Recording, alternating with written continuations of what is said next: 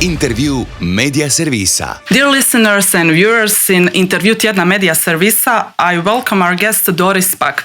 You have a long and rich political career, and I will need a lot of time to list all your current and former positions, so I will just say respectable German politician and former member of European Parliament. That's good. Thank you for joining us. Thank you. It was an honor to be here.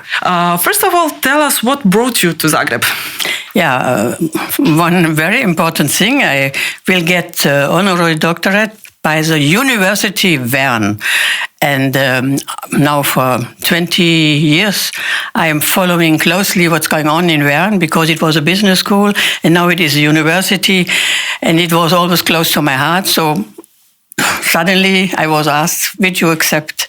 And I accept. I'm very proud. Yeah, it's a big deal. Thank you.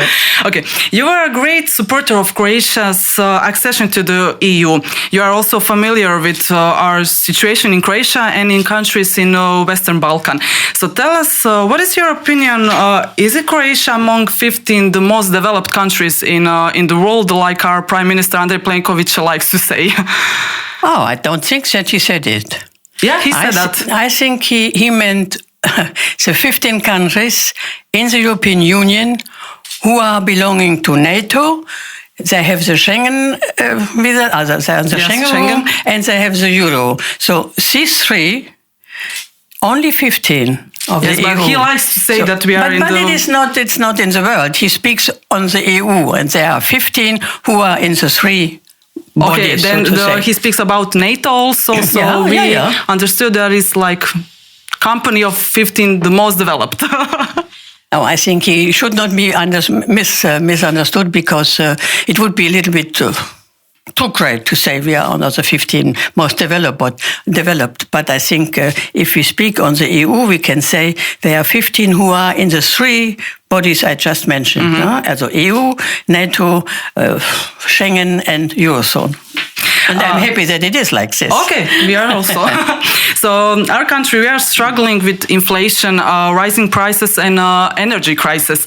And what is the situation in your country? We like to follow your example and we want to learn from your country. So all of us who visited recently your country, Germany, we have the impression that you save a lot of more energy than we do.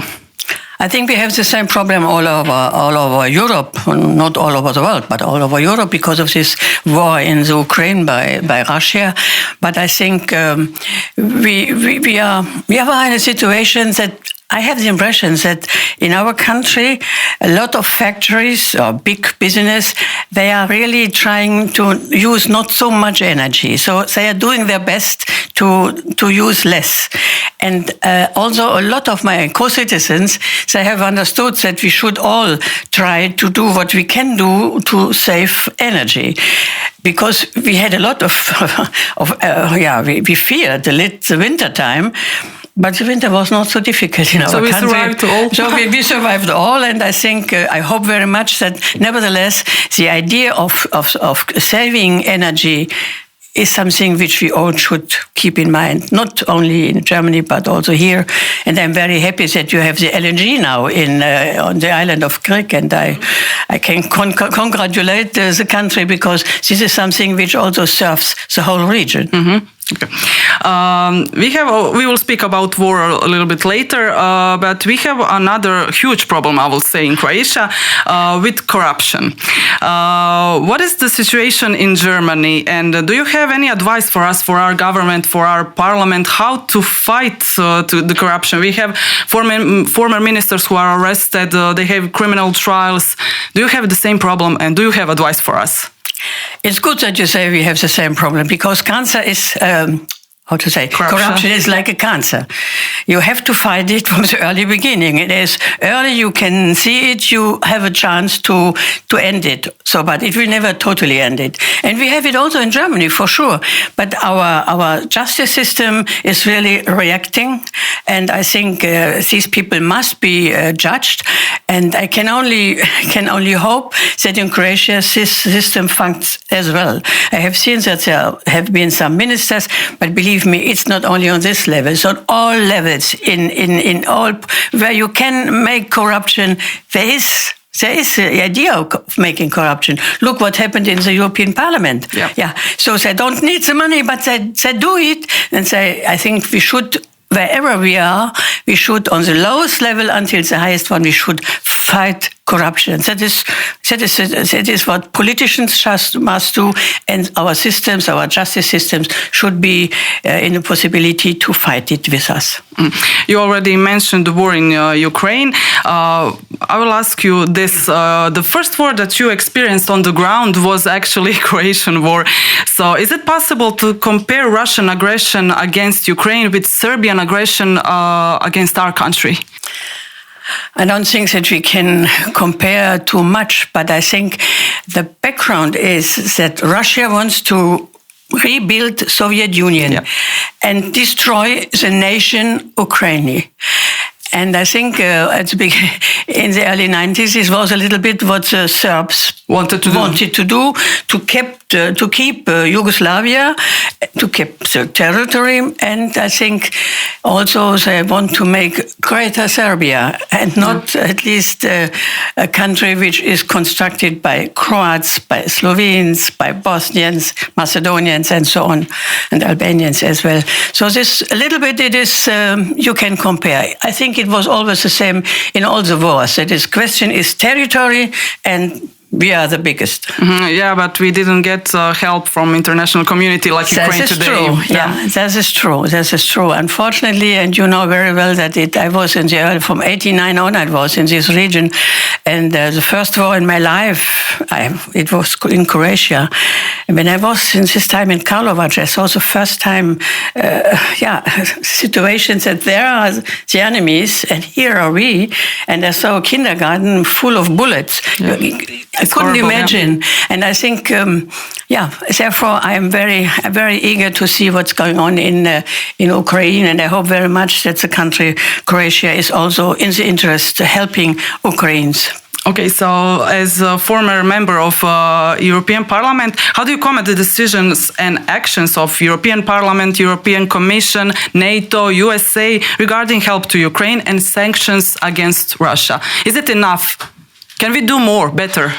You can ever do more, but I think it is great what happened, because I'm sure that Putin didn't believe that EU would stay together, and he was for sure astonished to see that in this very moment we are all on the side of Ukraine. He united really a long part of the world. Yeah, for sure. We are all united, and I think what has been decided in the Parliament and the Commission, in the Council, I think it is okay, and if we can do more, I will be in favor, and I think the Parliament also will be in favor to do more. But it brings us also to understand that we have a lot of things to do inside the European Union to overcome such a situation, which could happen perhaps once again. I don't know.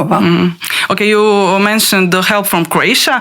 I don't know if you follow, but the Croatian parliament didn't adopt the decision of the participation of members of our armed forces in EU military assistance mission in support of Ukraine. Plenković is constantly saying that this is a great shame for our opposition because they were against. So what is your opinion, and what is the international community reaction on this? I think the international community will not react. Yeah. But I was ashamed, because just Croatia, who suffered so much because there was no help. I think why they cannot understand that they should help in all ways, and giving the forces the possibility to go with the others and to help the Ukrainians, not inside the country, but outside, to help them to educate them and whatever is needed. So I felt really ashamed, because I never expected that the Croatians could be against. For me, okay, their explanation was that if we adopt this decision, that we will be directly part of this world. That it's crazy. We are not part of this world. No, the German soldiers, not the others. But the NATO, as such, is united to give help, and not going against Russia, but helping Ukrainians to fight for themselves. As you expected in the early 90s, that we would help you. We didn't. So why I cannot understand. These people have lived in this country in this time, and they should remember or ask their father and their mother, how was it? So I was ashamed, and I can understand that Mr. Plenković was not happy.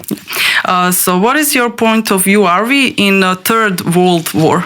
No. Is it too big to say that? That is too big to say. I think we have understood that what we believed after 1990, when the Berlin Wall fell and everything seems to be okay, fine. And we believe more or less that making trade with each other will hinder people to make war. But you are not changing the brain of Putin and others. So I think we should be sure that we should always ready to fight for our peace. Yeah. When you mentioned the peace, Chinese president is visiting Russia, and he is trying to present China as peacemaker in this war, Ukrainian war. Do you believe him, or is it China a threat like Russia? No, I don't think that China is a peacemaker, and they are a good friend of Russia. But I have seen that they were not, supporting directly Russia. So I'm happy that it's not happening. But okay, we should try to be in good contacts also with China, because they are a big player in the region, and therefore we should really be pay attention what they are doing here. They are not interested as Russia in making problems the European Union, but they have their own interest for the road of silk. You remember? Yeah. And they are in the whole region, and they are all over the world. They are in Africa, and I think we should have normal contacts and relations to China, but we should not believe that they will make peace. I don't think so. The International Criminal Court in The Hague has issued an arrest warrant against Putin. So is it realistic to you to expect that Putin will face criminal charges for war crimes in this war? Like he says, special mission. If he goes somewhere where... Maybe in Germany, he will be arrested. If he goes, he should be arrested, because we have signed the Hague. He hasn't signed. So, and I think America hasn't signed neither. But if she's going to the countries which have signed, so it would be dangerous. But in this very moment, he is not leaving the country. He's going to Crimea or to Mariupol. He was in Mariupol. And I think... it's not a question today, but it is a big signal of the community, of the western part of the world, that he is responsible. Yeah. And for the end, finally, your prediction. How long the war in Ukraine will last, and can we expect this peace that we mentioned, really, that will be reached soon? I'm not a prophet. I don't know what's going on. No, it's not possible to predict exactly, but I think that it will still last a bit, because he has not get what he wanted, and for him it is difficult to come out of this situation without losing his power. Without losing his face. That is important. And I think it takes time. I don't know how long, and I fear that they are continuously attacking, and not only attacking but destroying the country. If you see the cities where they have been aggressed, it's incredible. It's like after the Second World War. I see some cities in my region who have been destroyed like this. So a lot of casualties. We cannot understand that this happened today. We cannot understand. I'm still astonished that we didn't see it earlier. But we are not prophets, like I am not yet to say when it will end. Okay, we will hope that will be soon. Yeah, for sure. I hope. If we don't hope any longer, I think there's no future. No future. Yeah. Okay. Thank you very much for this conversation. Thank you. Intervju Media Servisa.